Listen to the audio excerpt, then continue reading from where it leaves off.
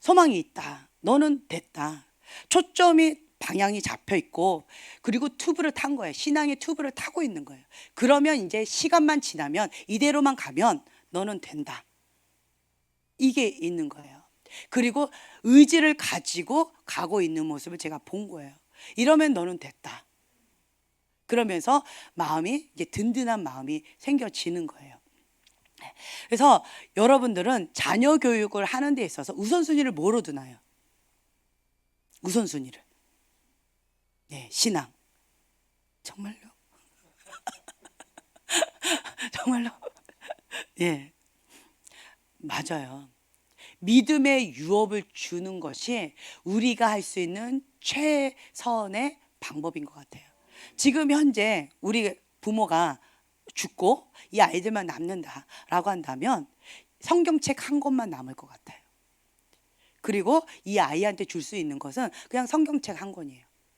성경책 한 권을 주고 너는 이 말씀을 생명처럼 붙잡고 이 말씀대로 살아라. 이렇게 믿음의 유업을 너의 자녀에게도 그대로 주어라. 오늘 오전에 부모가 말한 대로 살지 않고 부모가 행동한 대로 아이들은 따라간다 라는 무서운 말씀을 하셨어요. 그래서 제가 그거를 끊었어요. 우리가 행한 대로 살지 말고 너희들은 말씀대로 살아라. 아멘. 아멘. 그래서 그리고 또 하나님 앞에 몸부림치면서 씨름하면서 하나님께 초점 고정하면서 씨름하면서 주님 앞에 나아갔던 그 마음의 중심만 믿음의 유업으로 받아라. 네. 왜냐하면 인간은 부족한 부분이 참 많이 있기 때문에 실수하고 넘어지고 뭐 이래요. 그래서 꼭 애들은요, 애들 앞에서는 숭늉도 못 마신다고 그러잖아요. 엄마도 했잖아. 그러면서 꼭 엄마가 실수한 거, 나쁘게 한 거, 그것만 따라 하려고 하는 그런 애들이 꼭 있어요. 그거는 지워버리고. 네. 그래서 하나님 앞에 바르게 한 거, 말씀 기준에 맞춰서 그 진리대로 살아낸 그 모습, 그 발자취만 따라가라 라는 거죠. 그래서 우리의 모델은 예수님이시라는 거예요. 네, 나의 부모님도 아니고 내 어떤 누구도 아니고 그냥 주님 한 분만을 바라보고 나아가는 거라는 거예요. 그래서 여러분들이 주님 앞에 나아가는 데 있어서 지금 이 마음스쿨을 배우면서요, 이 모든 것을 누구한테 다 적용을 하래요? 예, 나한테 적용을 하라는 거예요. 나한테. 먼저 된 자가 나중되고 나중된 자가 먼저 될 수 있고요. 그리고 제가 이제 지금 이 세 아이를 들었는데 이 아이들은 방향성이 잡혀 있어요. 이 세 아이는 방향성이 딱 잡혀 있어요. 주님을 향해서 잡혀 있기 때문에 이 아이들은 주님이 책임지실 것이다 라는 믿음이 있어요. 그래서 실수하고 넘어지고 좀 부족한 부분이 많고 이러면 가지치기 하는 거고 그냥 한 대 딱 때려주는 거예요. 그냥 정신 차려 이렇게 그냥 이렇게만 해주면 되는 거예요. 그런데 다른 사람들은요, 방향성을 잡아줘야 돼요. 중심의 이 초점을 계속 잡아주고 주인 바꾸는 작업 계속 해줘야 되고 세상 버리라고 그래야 되고 관심 분야 버리라고 해야 되고 계속 이 작업을 해주는 거예요. 굵은 원뿌리를 잡아줘야 되는 거예요. 굵은 원뿌리를 잡아주는 게 큰 작업이에요. 가지를 잡아주는, 가지치기 해주는 게 큰 작업이에요. 그렇죠? 근데 이 세 아이는 원뿌리는 하나님을 향해서 고정되어 있는 아이라고 저는 생각이 되어져요. 그래서 귀하다라고 보여져요. 다만 이제 가지치기 하는 것만 남아있다. 그리고 이 초점, 이 첫 단추를 달았다면 이 나머지 이것을 끝까지, 자, 처음 스타트가 좋았어요. 끝까지 안 가면 깨갱이에요. 아무것도 아니에요. 마지막에 결승점에 가서 웃는 자가 진짜 웃는 자예요. 그래서 우리는 결승점에 가서 여기에서 웃어야 돼요. 여기에서. 그래서 여러분들은 나름대로 하나님 앞에 씨름하면서 그렇게 자부심을 가지면서 나가셨으면 좋겠어요. 아멘. 네. 하나님은요, 마음의 중심을 보세요. 외모를 보지 않으세요. 근데 사람은요, 외모를 봐요. 외모를 봐요. 그래서 제가 지금 우리 공주님 중에 한 명을 외모를 좀 꾸며준다고 누구한테 막 부탁을 했어요.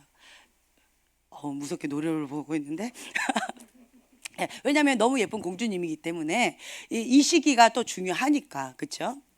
예, 그래서 이런 부분에 있어서 이제 적절하게 이렇게 맞춰가긴 해야 되겠지만, 그렇지만 저는 단호하게 세상의 영혼은 끊습니다. 어떤 부분에 있어서 제가 저희 인생을 이렇게 돌아보니까, 그러니까 주님 안에서 외고술처럼 그냥 한 분만을 바라보고 달려왔어요. 정말 재미없게 살았어요. 어떤 부분에서 특히 결혼하고 나서, 결혼 전에는 그래도 주님 안에서 좀 놀았어요. 나름대로 주님 안에서 이렇게 뮤지컬 뭐 이런 거, 연극 이런 거 굉장히 좋아했어요. 제가 연극 그쪽에 또 좋아했다 했잖아요. 그래서 이렇게 친구들하고 아니면 제 동생하고 맨날 갔던 게 이런 데 많이 갔어요. 뮤지컬 아니면 그 오케스트라 하는 거, 아니면 뭐 연극하는 거, 그거는 정기적으로 정말 많이 다녔었어요. 그렇게 하면서, 그리고 뭐 놀기도 하면서 이렇게 했었는데, 결혼하고 나서는 뮤지컬이 뭐예요?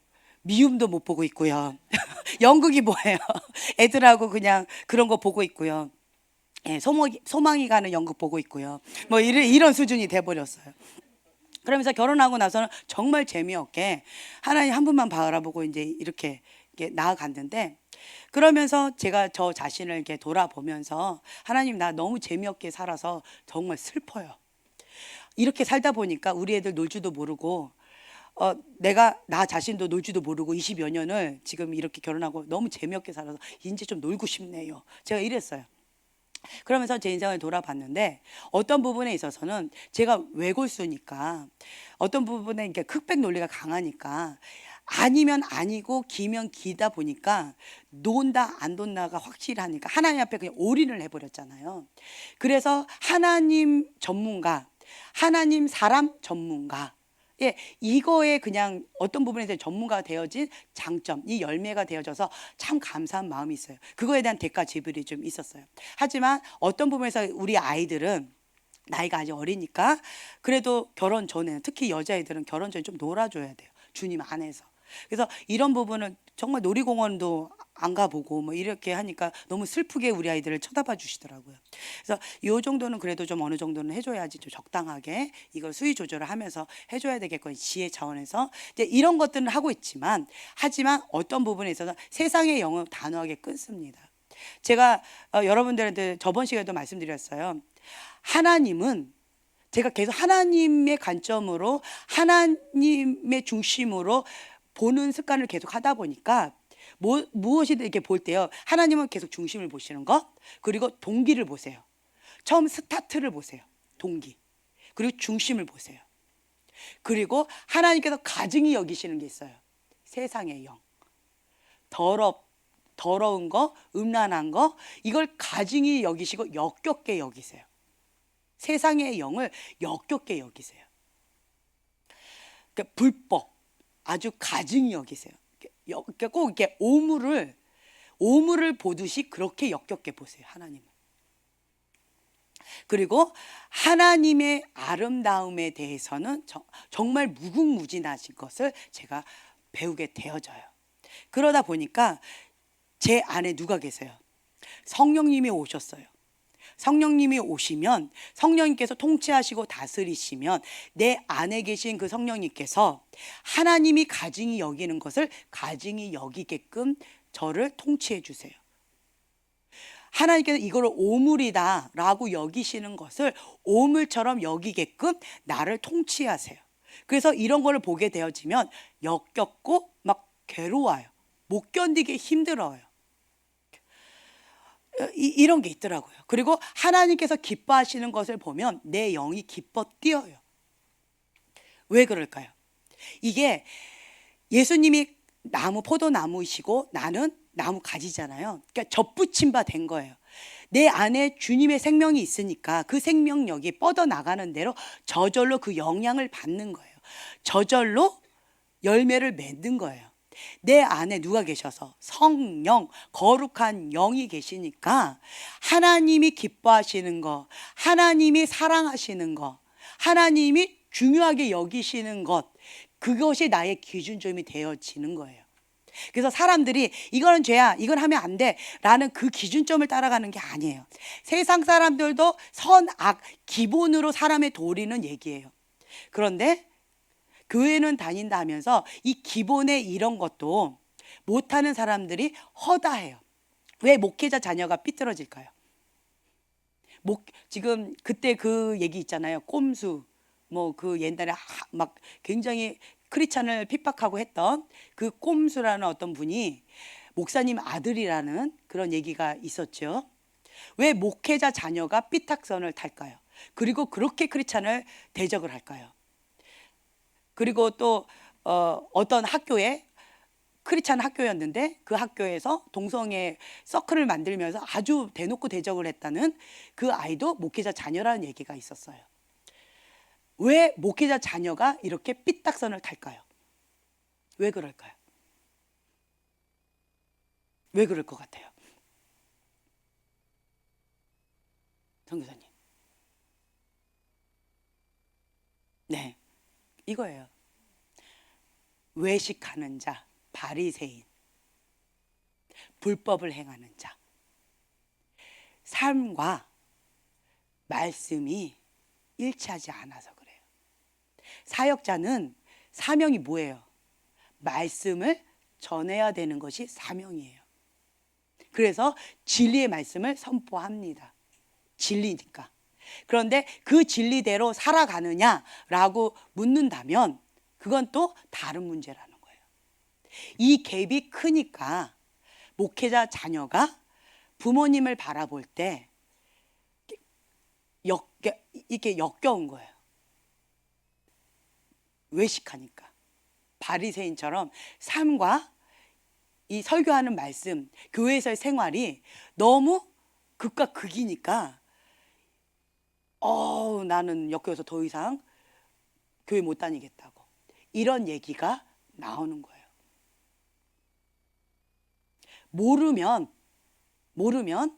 몰라서 그런다. 혹은 초신자니까 그런다. 혹은 교회를 안 다니면 예수님 모르니까 그런다 라고 되어 있지만 다 알면서 전하면서 그렇게 살아가지 못하는 이 갭이 너무 큰 바리새인 서기관과 같은 회칠한 무덤처럼 살아가는 그러한 현대판 이러한 상황 가운데에서 자녀가 그걸 다 보는 거예요. 가족이 그걸 다 보는 거예요. 그래서 삐딱선을 타게 되어지는 거예요. 이 자녀는 아직 주님을 못 만난 거죠. 주님을 못 만났으니까 아빠도 가짜야, 엄마도 가짜야, 하나님도 가짜야, 다 가짜야 라고 아주 대놓고 대적을 하는 거죠. 주님을 못 만나서. 아버지를 통해서 만난 하나님 가짜 하나님인 거예요. 어머님을 통해서 만난 하나님, 우리 부모님 빼앗은 하나님인 거예요. 이래서 목회자 자녀가 삐딱선을 타는 거예요. 그런데 부모는 진짜 개떡같이 살아도 이 목회자 자녀가 삐딱선을 타지 않는 이유는 딱 한 가지가 있어요. 뭐일까요? 그렇죠. 주님을 만난 거예요. 우리 부모님은 바리새인처럼 그렇게 외식하면서 나아가지만 내가 만난 하나님은 진짜인 거예요. 내가 만난 하나님은 부인할 수가 없는 거예요. 그래서 나라도 교회 가야 되는 거고, 나라도 신앙생활 제대로 해야 되는 거고, 나라도 믿음의 유업을 물려줘야 된다라는 사명감을 가지고 나가는 거예요. 너무 귀한 거죠. 너무 귀한 거예요. 이러한 자녀를 하나님께서 그냥 내버려 두시겠어요? 사람이 봐도 이쁜데 하나님 보실 때는 얼마나 이쁠까요? 그렇죠? 예. 목회자뿐만 아니라 장로님 자녀, 집사님 자녀, 뭐 안수 집사, 뭐 서리 집사, 뭐 권사님 자녀 다 삐딱선 타는 이유가 바로 이거라는 거예요. 다른 거 없이. 그렇다면 우리는 뭐 해야 되겠어요? 마음스쿨을 열심히 배워서 어떻게 해요? 나한테 적용하는 거예요. 결론은 이거예요. 그래서 이 말씀, 그러니까 모든 생각을 다 사로잡아서 하나님보다 높아진 거 모든 거 다 사로잡아서 그냥 성경 말씀에 복종하는 거예요. 그래서 나한테 적용하는 거예요.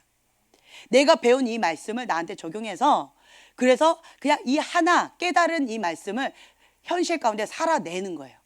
그냥 살아내는 거. 한 걸음 한 걸음 살아내면 그 열매가 맺혀지면서, 그러면서 자녀에게 살아있는 생명의 말씀에 영향력이 가게 되어진다라는 거죠. 자, 100번 아이한테 얘기해 보세요. 들을까요?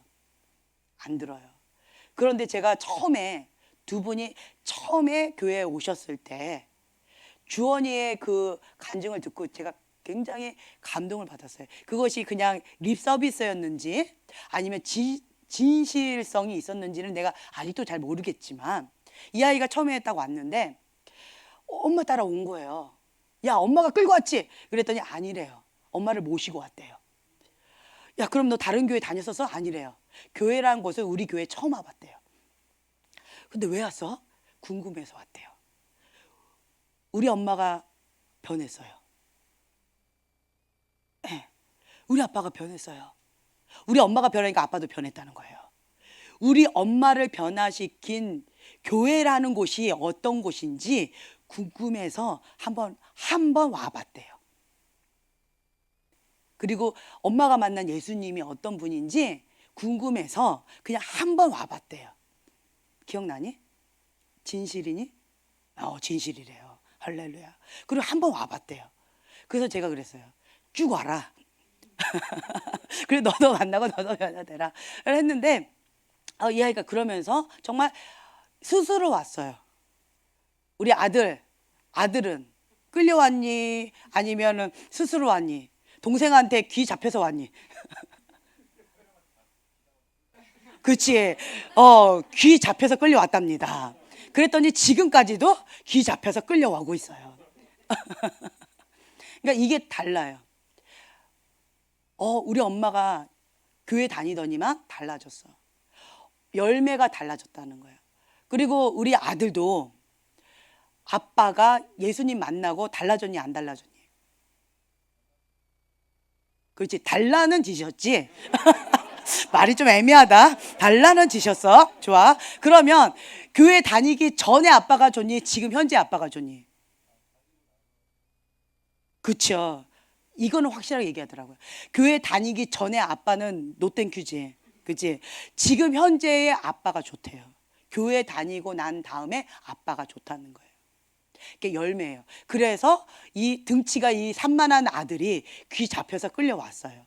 왜냐면 도망갈 수 있어요. 뭐 귀 잡는다고 얘가 끌려올 애예요. 그런데 아빠가 달라졌고 엄마가 달라졌고 우리 동생도 달라졌지 않니? 조금 달라졌지? 너 말 잘해야 된다. 집에 가서도. 그치? 조금은 달라진 것 같지?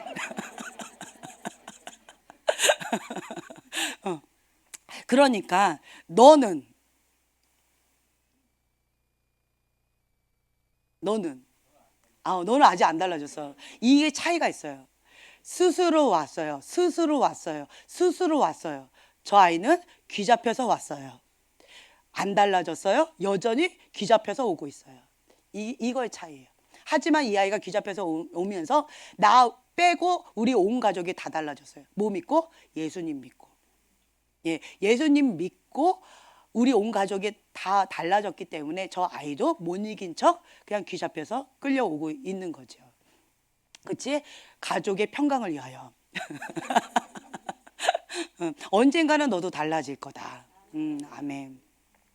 이제 이게 삶의 열매라는 거예요. 그냥 100번 이 아이한테 얘기를 한다고 되지 않아요.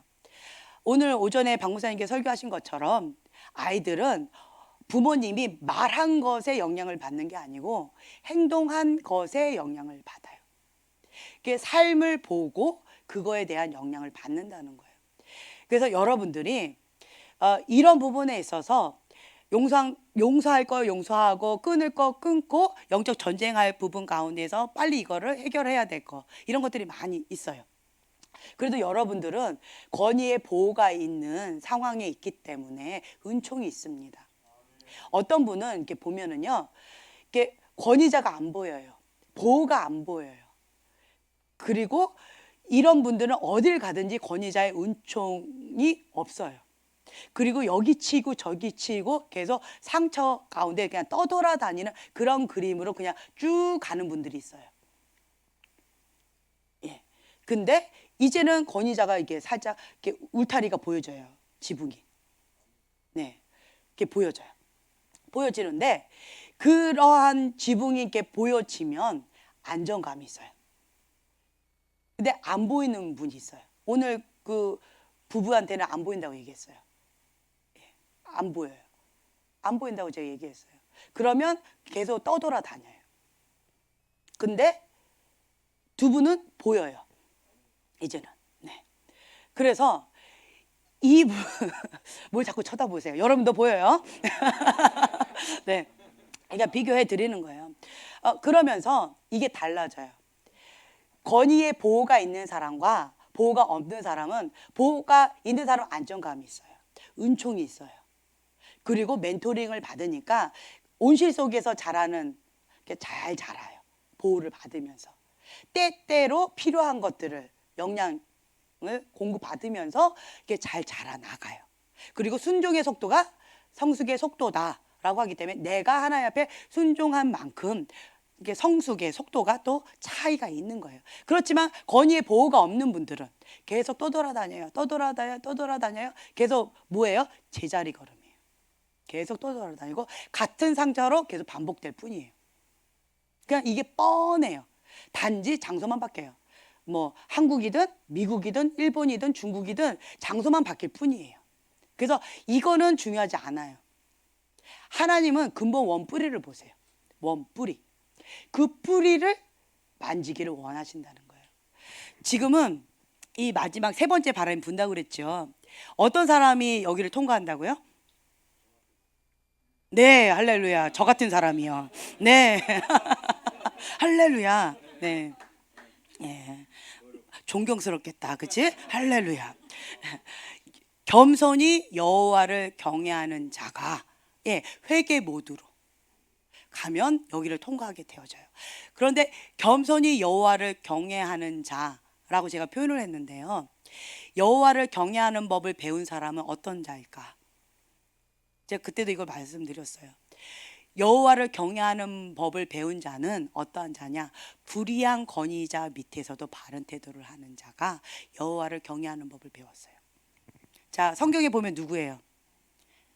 예, 요셉. 요셉 보세요. 여호와를 경외하는 자라고 되어 있어요. 다니엘 보세요. 여호와를 경외하는 자. 다윗 보세요. 여호와를 경외하는 자예요.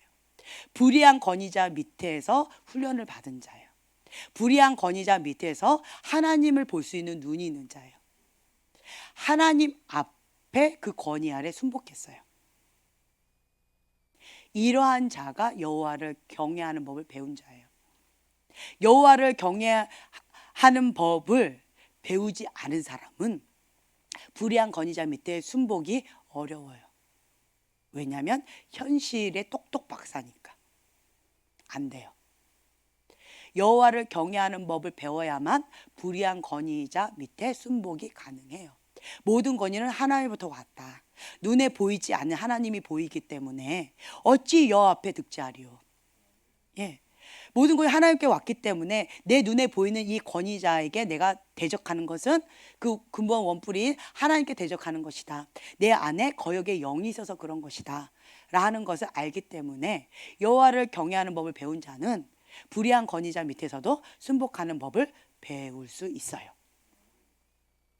그래서 여기에서 여호와를 경외하는 자, 겸손히 여호와를 경외하는 자라고 제가 표현을 했는데 마지막에 다 걸려서 다 떨어져 나가는 사람이 있어요.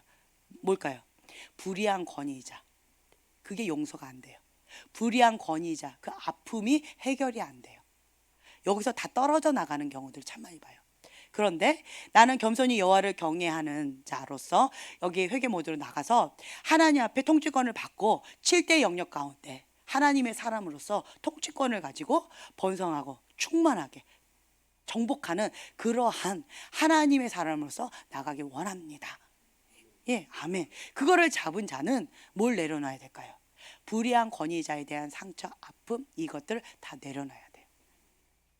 계속 저희가 이것만 계속 건들고 있는 것을 제가 봤어요. 어떤 부분, 오늘도 그걸 건드렸어요. 하나님, 이제 이거 왜 자꾸 이거 건드릴까요? 좋은 마음을 가지고 있고 다른 거 다 있는데 왜 이걸 건드릴까요? 근데 하나님께서 요거를 보여주셨어요. 지금 이때 저희 교회에 지금 현 요 시점에 오시는 분들은 요 막바지에 우리 교회가 이걸 같이 통과할 건데 여기에 오시는 분 다 이런 분들이 오고 계셔요. 그러면 저희는 다 이 질문을 해요. 권위. 그냥 권위 하나를 딱 보면 여호와를 경외하는 법을 배울 마음의 자세가 있는 사람, 그러한 자들은 여호와를 경외하는 법, 이것을 붙잡고 훈련받으면서 순종의 속도가 성숙의 속도다라고 하면서 이렇게 통과가 되어질 거예요. 그러면 이 축복을 누리게 되어지겠죠. 그래서 하나님께서 우리 교회는 이렇게 한 흐름으로 가고 있기 때문에 이 부분에서 이 권위 부분 해결되지 않은 사람, 여호와를 경외하는 법을 배울 마음의 자세가 안 된 사람은 저희 교회 지금 현재는 이게 같이 이렇게 동요되기가 참 많이 쉽지 않을 거예요. 쉽지 않을 거예요. 그래서 지금 현재 우리 교회는 다 같이 이렇게 가고 있잖아요. 모든 교회가 문을 닫고 예배를 안 드리고 뭐 어쩌고저쩌고 해도 저희 교회 보세요. 이게 등록된 교인이 몇 명이에요. 우리는 등록된 교인보다 출석 교인이 더 많아요. 때로는 어디서 오셨는지 모르는 분들이 더 많아요.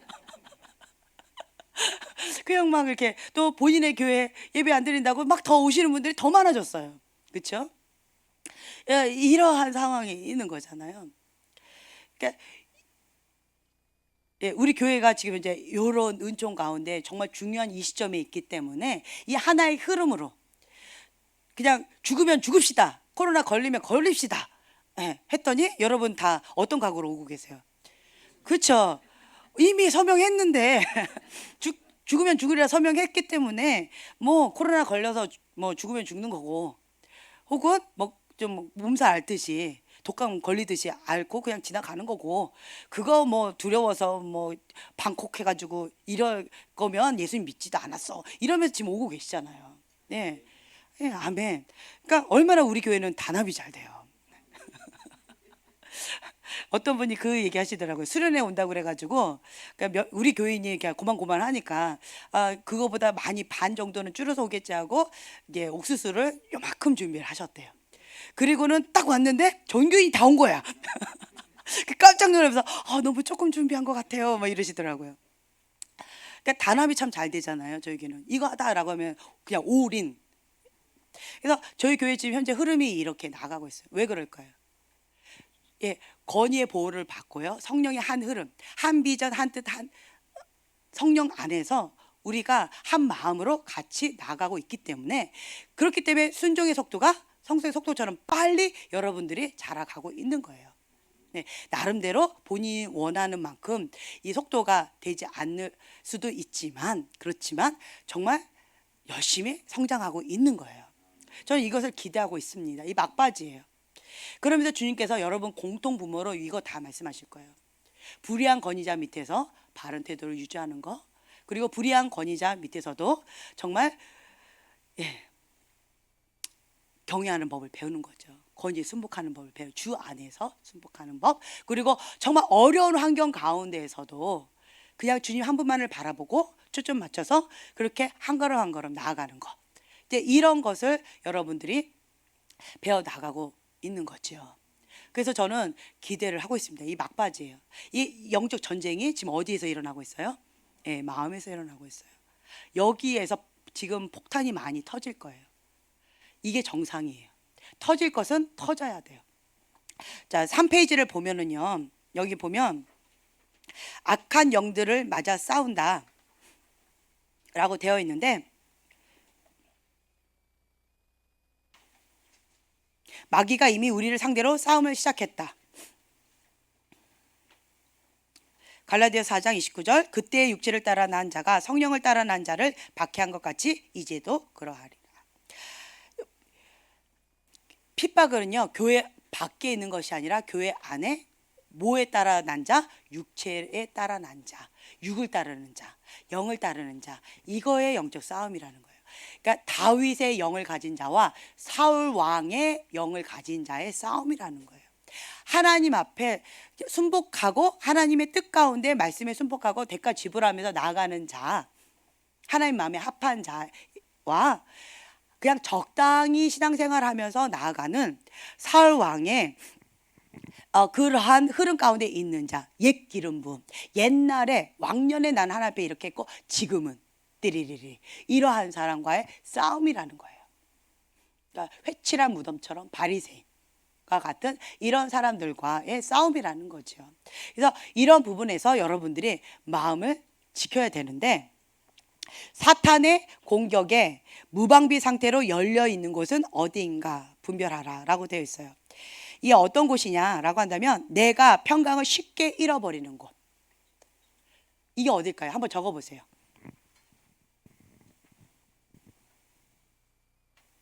지금 펜을 들고 한번 적어보세요. 그 옆에다가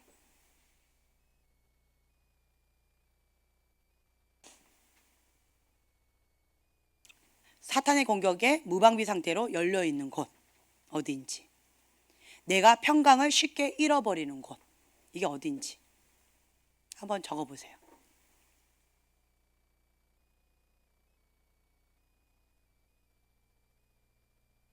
내가 평강을 쉽게 잃어버리는 곳은 상처가 건드려졌을 때, 습관적인 죄, 그리고 오보 반응하는 거, 내가 평강을 쉽게 잃어버리는 거, 이런 게 있어요.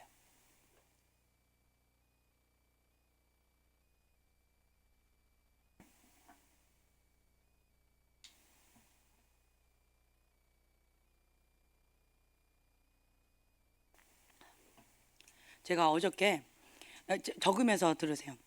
제가 어저께 제가 충격을 좀 받았어요. 몇 가지의 충격을 좀 받았어요. 어떤 충격을 받았냐면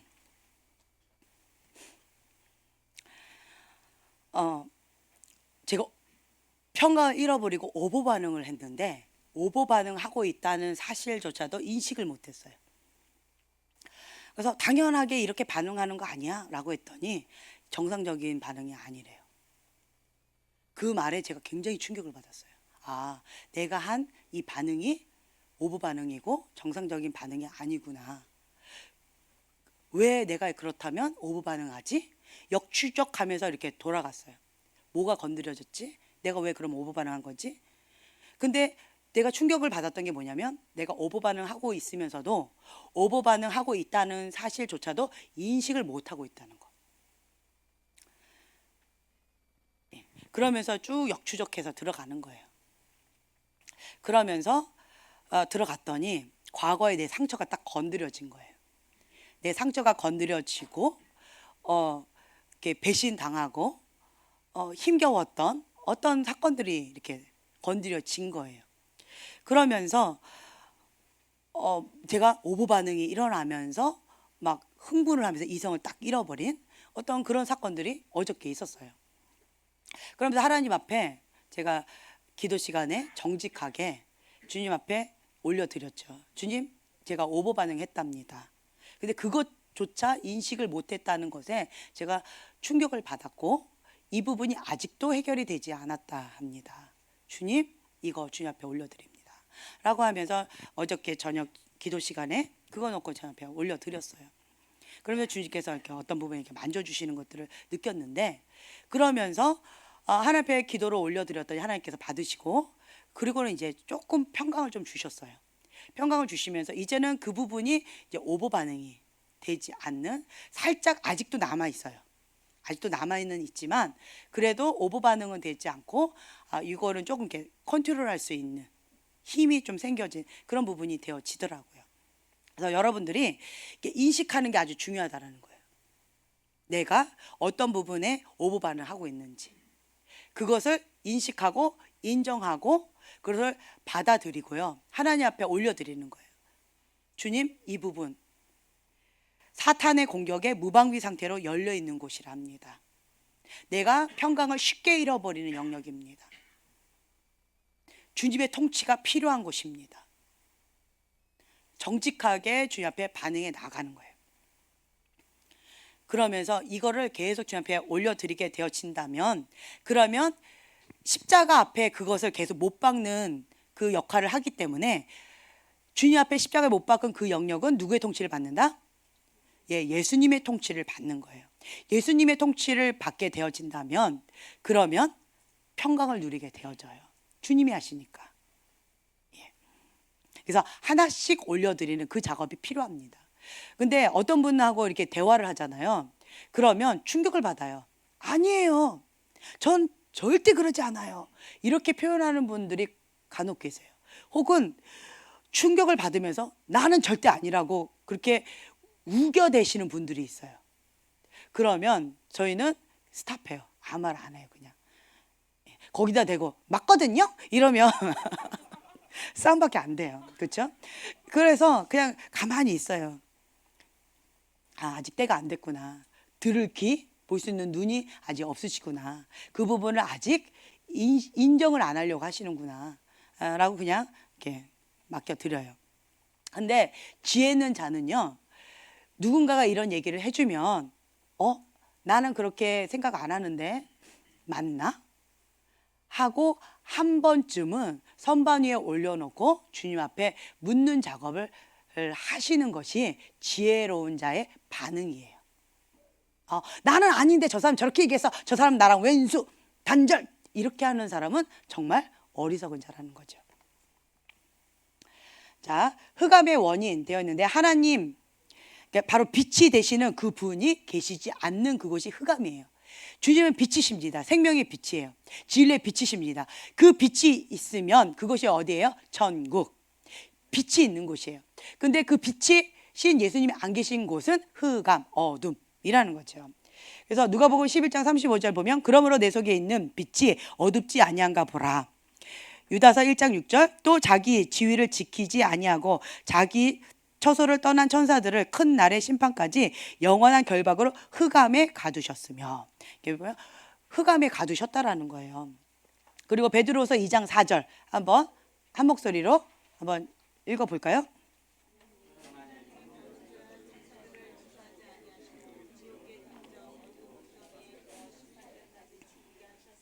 네, 하나님께서 범죄한 천사들을 뭐 하지 않으셨대요? 용서하지 않으셨어요. 그래서 이 흑암, 어두운 구덩이는 누구를 위해서 마련한 곳이에요? 여기 읽어보세요. 범죄한 천사들. 범죄한 천사들을 위해서 용서하지 않고 거기다 가두신 거예요. 범죄한 천사들, 다른 말로 뭐예요? 사탄, 마귀, 귀신, 그렇죠? 그들을 위해서 마련한 곳이에요. 그런데 하나님은 누구를 용서하세요? 천사는 용서하지 않는데 누구는 용서하세요? 예, 우리는 용서하시는 거예요. 하나님의 형상, 체림이가 그런 뜻이래요. 예, 체렘이 하나님의 형상이라는 뜻으로 형상, 예, 체렘. 네, 하나님의 형상으로 지은 바 된 우리는 하나님께서 용서하시고, 그래서 가장 사랑하는 독생자 예수님을 이 땅 가운데 대속 제물로 주시기까지 하면서 우리를 용서하시고 천국 백성 하게 하려고 하시는 거예요. 노뱀 만들어 놓고 뱀에 물린 자들 노뱀 바라보면 다 낫는다. 근데 뱀에 물린 자들 노뱀 안 쳐다보면 다 죽는다. 근데 안 쳐다보고 죽는 미련한 자들이 있어요. 그렇죠? 그냥 한번 쳐다보면 사는데, 그러니까 십자가에 달려 돌아가신 그 예수님 한번 믿으면 영원한 천국 백성이 되는데, 근데 그거를 죽으라고 안 하는 사람들이 있어요. 그리고는 범죄한 천사들을 위해서 마련한 그 어둠에 같이 가는 거예요. 그 물귀신 작전이라고 있죠. 이 마귀들은, 이 귀신들은 물귀신 작전처럼 자기 혼자 그 어둠에 가지 않아요. 복수하는 거예요. 누구를 닮은? 하나님의 형상을 닮은, 하나님이 가장 사랑하는, 천하보다도 이 한 영혼을 더 귀하게 여기시는 이 영혼을 지옥에 데려가려고 하나님 앞에 끝까지 대적하고 끝까지 발악을 하는 거예요. 그러면 우리는 어떻게 해야 돼요? 깨어서 이것을 대적하고 거부해야 되는 거예요. 그래서 이 영적 싸움은 어떤 싸움이냐? 통치권 싸움이다라고 제가 저번에 이 마음스쿨 할 때 했었어요. 영적 전쟁 할 때. 통치권 싸움인데 창세기 1장 28절 한번 찾아서 봉독해 볼까요? 창세기 1장 28절.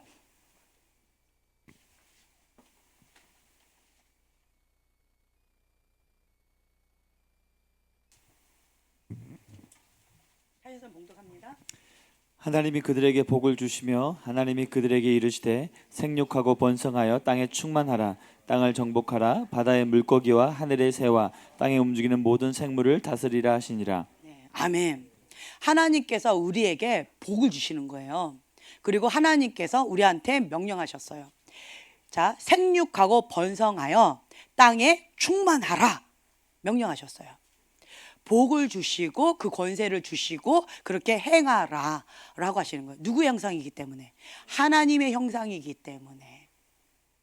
예, 이게 자녀를 안 낳아본 아가들은 아직 모르지만 나 닮은 아이는 못 낳든 잘 낳든 어때요? 쳐다보세요. 저를. 왜 고개를 숙이시나요? 나를 닮은 아이가 어때요? 세상에서 최고로 잘생겼죠. 그렇죠? 왜 이러셔 또? 뭐 잘생겼다고? 아빠 닮아서 잘생겼다고? 평상시에 이러시더니만 갑자기. 네, 그러니까 고슴도치도요 자기 새끼는 이쁘대요. 자기 새끼는 이쁘대요. 그래서 객관적으로 못생겨도요 나를 닮으면 그냥 무조건 이쁘대요. 네, 아멘. 그쵸, 선교사님. 네, 아멘. 네, 아멘. 또 아멘. 예, 아멘. 아멘이죠. 예, 그러니까 부모의 마음이 이래요. 객관적인 거 중요하지 않아. 내 눈에 내 자식이 세상에서 최고로 예뻐. 재롱장치 한번 가보세요. 누구만 보여요? 네, 내 자식만 보여요. 누구만 찍어요? 내 자식만 찍어요. 내 눈엔 걔밖에 안 보이는 거예요. 실수를 해도 귀엽고 잘하면 너무 이쁘고, 그렇죠? 그러니까 이렇다라는 거예요. 하나님의 형상으로 만들어진 우리가 하나님 보시기에 너무나도 사랑스러운 거예요. 최고의 걸작품, 그렇죠? 그래서 이 땅을 정복하라. 모든 생물을 다스리라. 하나님께서 갖고 계시는 이 통치권을 주시는 거예요. 나의 자녀니까. 그러니까 자녀로서 누릴 수 있는 특권이 뭐예요? 통치권이에요. 다스리는 거. 이 창세기 1장 28절에 있는 이 축복권이 자녀에게 주시는 통치권이에요. 우리가 여기를 세 번째 바람을 통과하게 되어지면 누구와 함께? 예수님과 함께 통치권으로 다스리는 거예요. 아멘. 여러분 기대하세요. 기뻐하세요. 지금까지 얻어 터지고 씨름했던 그 영역, 정말 포기하고 싶은 그 영역, 그렇죠? 그것을 여기를 딱 통과하면 이제는 땅에 충만하고 번성하고 다스리는 거예요. 그러한 영역으로 여러분들 넘어가게 되어질 거예요. 하나님께서는 정말 겸손히 여호와를 경외하면서 회개 모드로 간 자에게 주시려고 지금 선물을 준비하고 계시는 거예요. 그걸 기대하고 여러분 나가고 계시는 거잖아요. 그렇죠? 그래서 이 통치권 싸움인데 우리가 이 마음에서 쉽게 아까 우리가 사탄의 공격 가운데서 무방비 상태로 열려있는 이 영역, 통치권이 누구한테 있는 거예요? 예, 사단에게 있는 거예요. 그러니까 내가 사단이 건들면 바로 폭 터져버리고 사단이 건들면 무너져버리는 그 영역, 바로 이게 무방비 상태, 이 영역이 있는 거예요. 그러면 지혜로운 자는 어떻게 해요?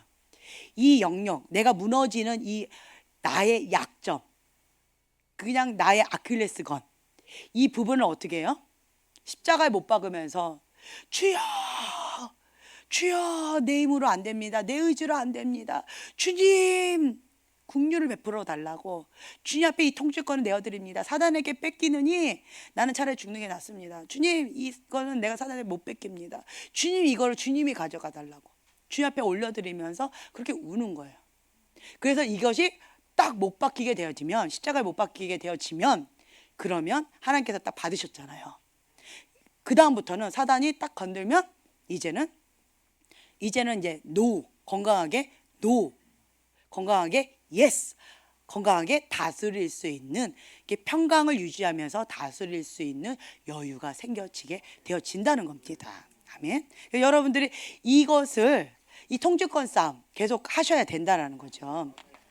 그리고 지금 4페이지를 이렇게 보시면 참 무서운 말이 있어요. 여러분, 죄를 쉽게 짓잖아요. 죄를 쉽게 짓는데 영적으로 보면 죄를 짓는다는 것은 그 죄의 영역을, 그 영역을 사단한테 통치권을 넘겨주는 거예요. 그래서 그 영역을, 그 주권을, 통치권을 사단한테 내가 준 거예요. 그래서 그 죄에 넘어지는 거예요. 습관적인 죄, 은밀한 죄, 예, 이러한 죄, 이제 이러한 죄가 있어요. 예. 그래서 여기 마지막에 뭐가 있다고 그랬어요? 바벨론 음녀라고 그랬죠. 이 바벨론 음녀, 세상의 영, 그리고 어둠의 영, 미움의 영, 거역의 영, 음란한 영, 그렇죠? 이세벨의 영, 그 바벨론 음녀가 있는데, 이 음녀, 음란이라고 했잖아요. 이 음란의 영역 가운데 많은 사람들이 통치권을 사단한테 주고 죄를 짓는 거예요. 그래서 그 영역, 이 음란에 대해서는 누가 통치권을 갖고 있어요? 사단이 갖고 있는 거예요. 사단이 갖고 있으면 내가 아무리 외치고 내가 아무리 뭔가를 해도 나는 그 영역만큼은 사단의 포로인 거예요. 힘이 있어요, 없어요? 그러면 이 사단은 내 포로한테 무섭게 여겨요? 아니면 쫄아요? 아니면 우습게 여겨요? 예, 우습게 여겨요. 놀이개처럼 여겨요. 한마디로 놀고 있네, 이렇게 한다라는 거예요. 이런 경우들을 참 많이 봐요. 그러면은 우리는 어떻게 해야 돼요? 그 통치권, 빼앗겼던 통치권은 어떻게 해요? 찾아오는 거예요. 자, 찾아오는 게 어떻게 하는 거예요? 예, 회개하고 죄를 짓지 않는 거예요. 건강하게 다시는 그 죄를 짓지 않는 거예요. 죄를 짓는다라는 것은 통치권을 사단한테 주고 죄를 짓는 거예요. 누가? 내가. 나 스스로가 그렇게 하는 거예요.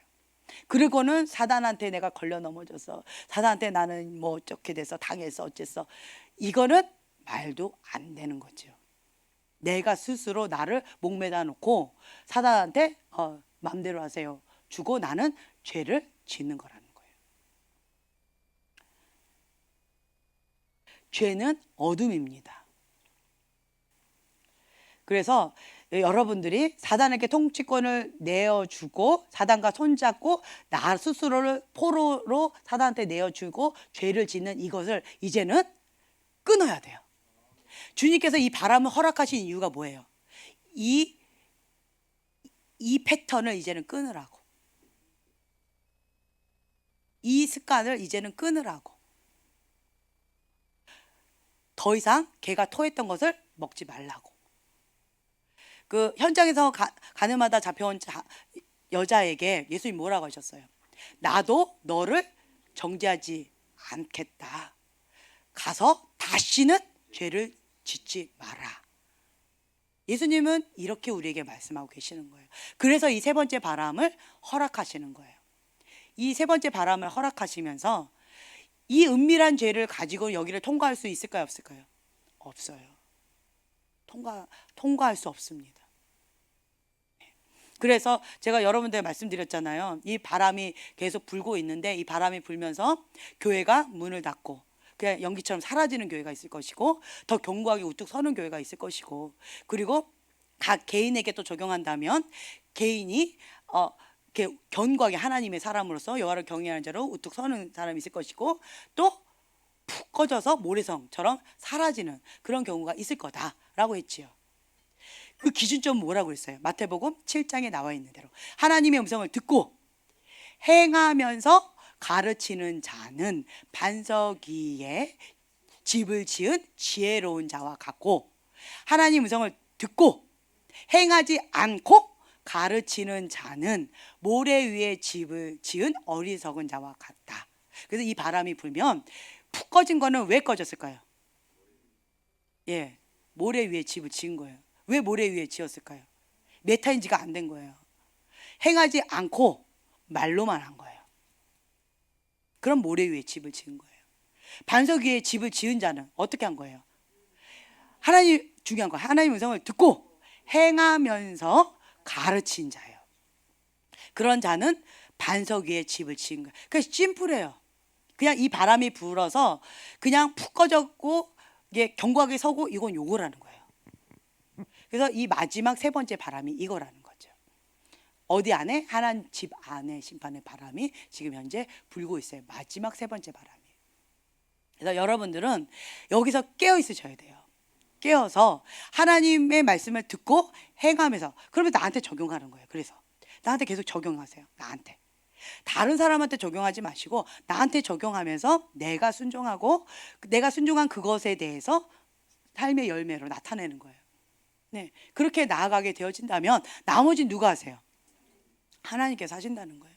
하나님을 신뢰하는 법을 배우게 될 것이고 여호와를 경외하는 법을 배우게 될 것이고 주님과 함께 통치하는 법을 배우게 될 것이고, 네, 주님과 함께 동행하는 법을 배우게 될 것이고.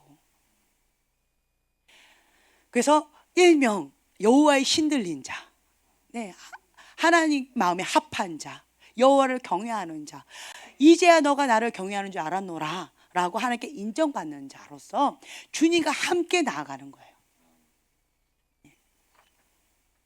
주님은 오고 싶은데 왜 못 오실까요? 거룩한 그릇이에요. 그릇이 더러우면 주님을 못 만나요. 주님이 못 오세요. 거룩한 그릇이에요. 여기는 성전으로 하나님께서 주님의 집을 여기다 지으셨어요. 근데 여기가 더러우면 주님이 못 오시는 거예요. 그래서 우리가 할 일은 뭐예요? 여기를 깨끗하게 거룩한 집으로, 거룩한 집, 거룩한 성전. 성전이 뭐예요? 거룩한 집이에요. 거룩한 성전으로, 거룩한 그릇으로 준비하고 주님 맞을 준비하는 거예요. 그러면 주님이 오세요. 주님이 오시는 거예요. 주님과 나 사이에 뭐가 막혀 있어요? 예, 죄가 막혀 있는 거예요. 그래서 우리가 해야 될 건 뭐예요? 예, 회개하고 거룩한 그릇. 이것만 되어진다면 그러면 주님이 나머지는 행하신다라는 거죠. 로마서 6장 23절, 죄의 삭은 사망이요 하나님의 은사는 그리스도 예수 우리 주 안에 있는 영생이라. 죄를 품고 있을 때 내 안의 빛은 어둠 속에 있게 된다. 사단은 어둠이 지배하는 곳에 들어가 거할 합법적인 권리를 하나님께로부터 받아 가지고 있다. 자, 마귀는 어둠이 있는 곳이라면 어디든지 드나들 수 있다는 거예요. 누구의 마음에도? 그리스도인의 마음에도 드나들 수 있어요. 뭐 때문에? 예, 죄가 있으면. 죄가 있으면 드나들 수 있어요. 합법적으로 드나들 수 있어요. 거기에 자리를 잡아요. 그리고 자리를 잡고 집을 지어요. 그러면 이게 습관적인 죄가 되어지는 거예요. 한 번, 두 번 죄를 지었다고 여기 자리를 잡거나 집을 짓지 못해요. 그래서 이런 부분에 있어서 여러분들이 이거는 어떻게 하면 돼요? 건강하게 NO! 예, 거부해 버리면 합법적으로 들어올 수 있는 이 통로를 회개함으로 닫아버리면 돼요. 예, 닫아버리면 그러면 주님이 역사하신다라는 거죠. 네.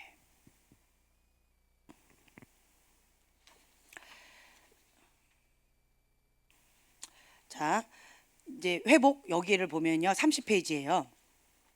30페이지 지식의 말씀의 연사, 예언의 연사, 지혜의 말씀의 연사, 분별의 영, 성령의 나타나심 여기 있는데, 그러니까 지식의 말씀의 연사는 이게 그 사람에 대한 정보, 그 상황에 대한 정보예요. 정보를 우리가 배경 지식으로 알아요.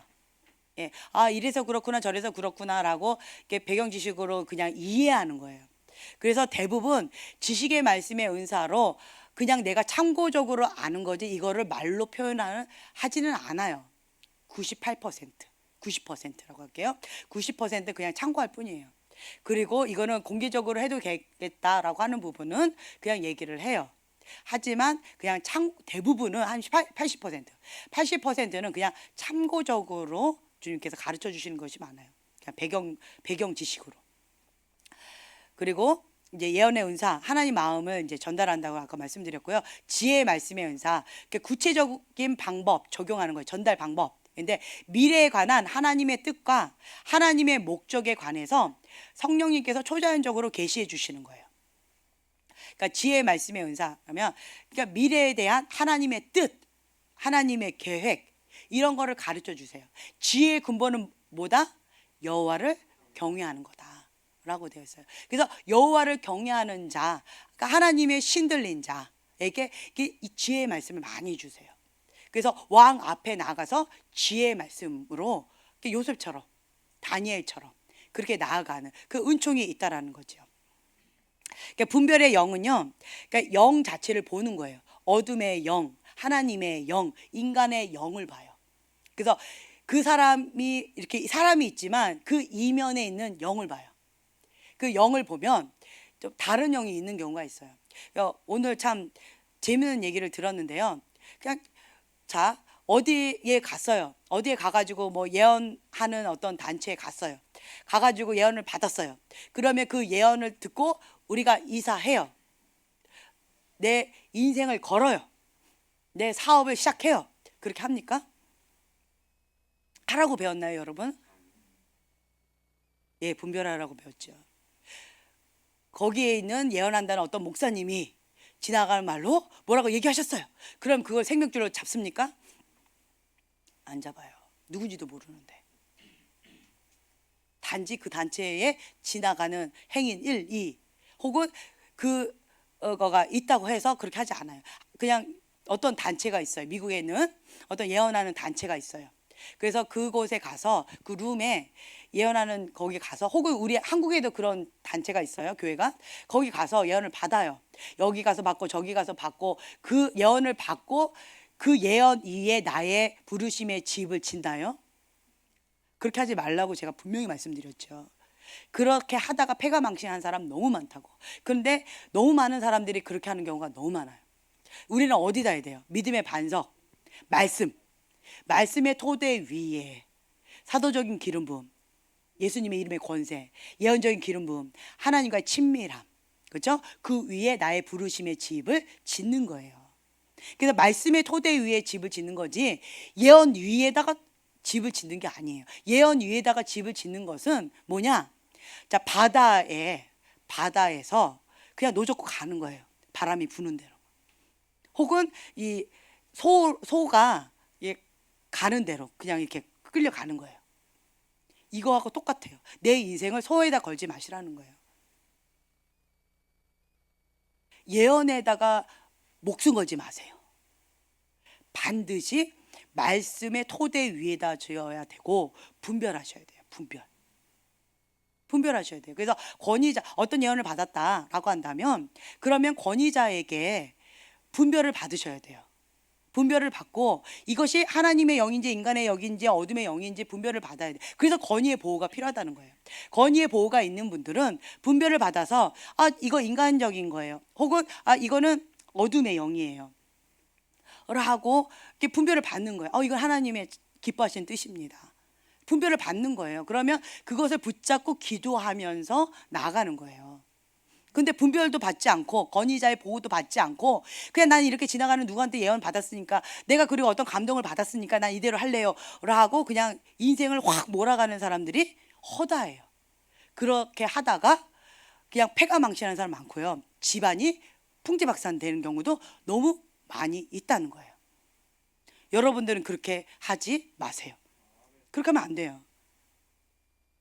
중요한 결정을 그렇게 해서는 안 돼요.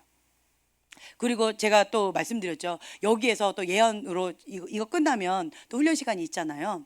훈련을 이제 가르쳐 드려요. 그러면 이렇게 기초적인 예언, 예언적인 은사 이렇게 하면서 저희가 이렇게 훈련을 또 배우잖아요. 그러면 이제 나도 하나님 성을 듣고 나도 뭐 환상을 보고 나도 감동을 받고 지시가 말씀인 사람 나도 좀 한다. 이제 막 열렸다라고 해가지고 자기 계시를 맹신하고 막 가는 사람이 있어요.